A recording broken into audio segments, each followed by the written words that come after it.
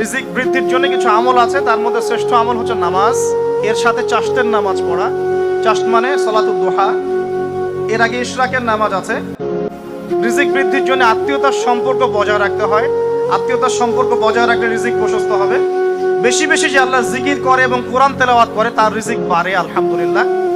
এবং যে আল্লাহর রাস্তায় খরচ করে তার রিজিক বাড়ে। এই রিজিক বাড়ার কিছু পলিসি আছে। সবচেয়ে শ্রেষ্ঠটা হচ্ছে নামাজ, আল্লাহর জিকির, তেলাওয়াত। এরপর আমলের মধ্যে আত্মীয়তার সম্পর্ক বজায় রাখা। নবীজি বলছেন, কেউ যদি চায় যে তার রিজিকটা লম্বা হোক, হায়াতটা লম্বা হোক, সে যেন আত্মীয়তার সম্পর্ক বজায় রাখে।